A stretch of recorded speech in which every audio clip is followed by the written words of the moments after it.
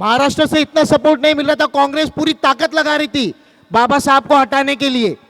लेकिन बंगाल से मुस्लिम लीग ने, मुस्लिम लोगों ने, सिख लोगों ने नंगी नंगी तलवारें निकाली कि बाबा साहेब कॉन्स्टिट्यूशन असेंबली में जाना चाहिए, और बाबा साहब गए, मुस्लिम लोगों ने साथ दिया। और मैं तो बाबा साहब के पैरों की धूल भी नहीं हूं, मैं भी बाबा साहब का बच्चा ही हूं। मुझे भी आप चुन के दीजिए और आपके वार्ड का विकास एक पढ़े लिखे के हाथ में दीजिए, गुंडे मवाली नशा बेचने वालों के हाथ। और आज जो साहब आने वाले 15 नंबर, उनका भी बहुत फेवरेट है। सिर्फ 15 ये एक कोइंसिडेंट है कि साहब आने वाले 15 को पोलिंग, 15 मुद्दे, 15 दिन के अंदर सॉल्यूशन। ज्यादा वक्त नहीं दिया है, मैं कुछ ही बात आपको बताता हूं। यहां पे जब हमारा माहौल ऐसा चल रहा था, पूरे भारत भर में आई लव मोहम्मद के नारे लग रहे थे। गोवंडी इलाके में बहुत लोगों ने बैनर लगाए। जब बैनर उतारे जा रहे थे तो यहां का कोई कॉर्पोरेटर या एमएलए कोई आवाज नहीं उठा रहा था। लेकिन एमआईएम के कार्यकर्ता, आप लोग देखते रहेंगे, एमआईएम के कार्यकर्ता सभी उसके खिलाफ बोल रहे थे, जो उसके खिलाफ आवाज उठा रहे थे, बैनर उतरवा रहे थे, पुलिस की मदद से बैनर उतरवा रहे थे। और हमारे किसी कार्यकर्ता ने, या हमारे नहीं, उन्हीं के कार्यकर्ता ने यहां के एमपी को कॉल किया। आप लोग सब लोग देखते, तो उन्होंने कहा तुम्हारे में दम है तो बात करो, तुम्हारे में दम है तो तुम लोग करो जो करना है।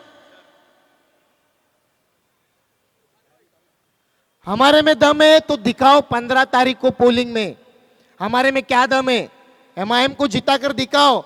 और अगर इंशाल्लाह एमआईएम अगर यहां से आती है तो कोई तुम्हारा बैनर हटाएगा नहीं। बाबा साहब को संविधान असेंबली में कांग्रेस के नेता आने नहीं दे रहे थे। वल्लभ भाई पटेल बोलते थे बाबा साहब के लिए कॉन्स्टिट्यूशन असेंबली में दरवाजे ही नहीं, खिड़कियां बंद है। बंगाल के मुस्लिम लोग, नमोशूद्र जाति के लोग, सिख लोगों ने नंगी नंगी तलवारें निकाली थी। महाराष्ट्र से इतना सपोर्ट नहीं मिल रहा था, कांग्रेस पूरी ताकत लगा रही थी बाबा साहब को हटाने के लिए। लेकिन बंगाल से मुस्लिम लीग ने, मुस्लिम लोगों ने, सिख लोगों ने नंगी नंगी तलवारें निकाली कि बाबा साहेब कॉन्स्टिट्यूशन असेंबली में जाना चाहिए, और बाबा साहब गए, मुस्लिम लोगों ने साथ दिया। और मैं तो बाबा साहब के पैरों की धूल भी नहीं हूं, मैं भी बाबा साहब का बच्चा ही हूं।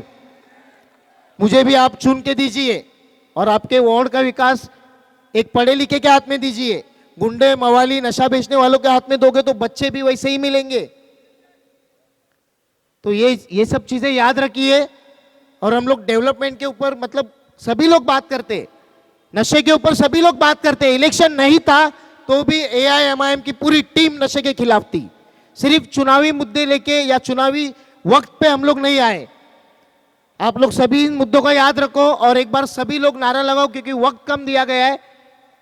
सभी लोग नारा लगाइए, जय भीम, जय भीम, जय भीम।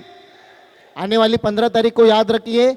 और मैं जो वार्ड से आता हूं उस वार्ड के लिए बटन नंबर 8 है और पतंग का निशान है, ध्यान रखिए। धन्यवाद।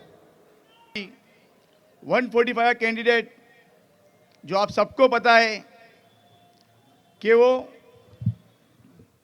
यहाँ पर मजलिस के नाम पे जीत के वो किधर और चले गया, क्योंकि उसको पता है, उसको ये पता है कि कहाँ से क्या करना है। तो कुछ अपने हिसाब से करने गया था, नहीं कि अवाम के हिसाब से। भगोड़े को इंशाल्लाह हम लोग ये बात बताएंगे, 145 और 143 दोनों जीत के लाएंगे। और आएंगे तो यही नियत से आएंगे कि चीता कैंप में जो नशा चल रहा है, चीता कैंप में जो ब्याजखोरी चल रही है, जो गरीबों को सताया जा रहा है, रिक्शे वाले को सताया जा रहा है, वो लोगों का खात्मा करेंगे इंशाअल्लाह। आप हमें कामयाब करो।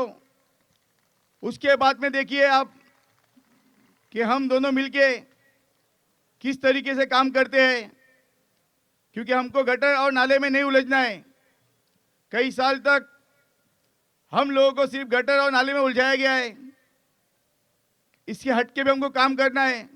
एजुकेशन का मसला है, हॉस्पिटल है, गार्डन है, नशा मुक्त चीता गेम करना है, ऐसे बहुत सारी चीज़ें आने वाले वक्त पे इंशाअल्लाह अगर हम जीत के आते हैं तो हम ये सब काम को अंजाम देंगे, नहीं कि गटर नाले में उलझेंगे। गटर नाला तो इंशाअल्लाह 1 महीने के अंदर जितना भी चौकअप पड़ा हुआ है, जो पिछले टाइम काम नहीं हुआ, यहाँ पर दोनों वार्ड के आवाम बैठे हुए हैं, ये सब जानते हैं कि कुछ भी काम नहीं हुआ है, सिर्फ और सिर्फ व्हाट्सएप और फेसबुक पे हुआ है। ज़मीन में कुछ काम नहीं हुआ है। ज़मीन में काम करने का हुनर हम लोग रखते हैं, क्योंकि हम नगर सेवक नहीं थे तो भी अल्हम्दुलिल्लाह 143 में और 145 में हमने काम को अंजाम दिया। आप अगर मेरे फेसबुक पे देखोगे तो आपको काम दिख के आएगा। और कुछ लोग बोलते हैं कि ये लोग क्या करेंगे। अरे हम बताएंगे इंशाअल्लाह। ये आवाम बोल रही है कि दोनों साइड पतंग उड़ने वाली है।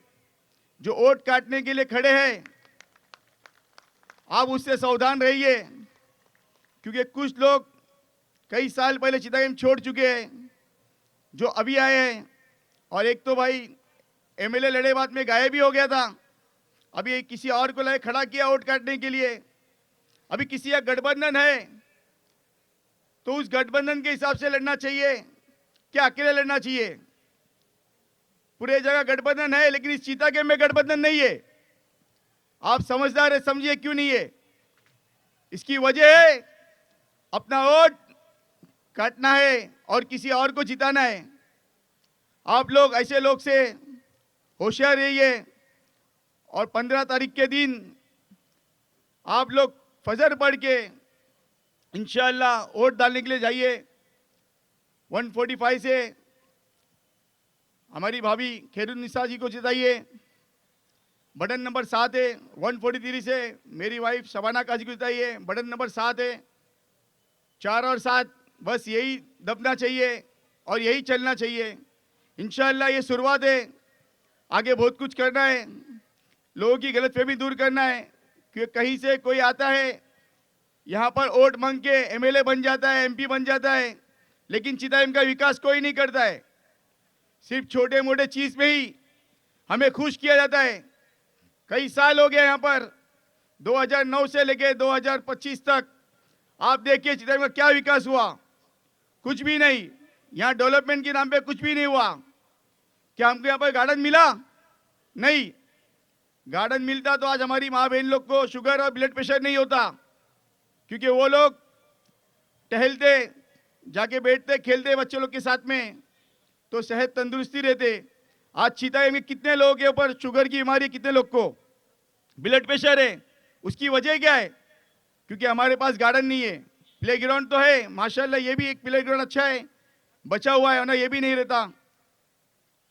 इससे हमारे जो नौजवान बच्चे भाई लोग हैं, मेरे जो छोटे बच्चे हैं, वो लोग खेलते हैं, नशे की तरफ तो नहीं जाते हैं।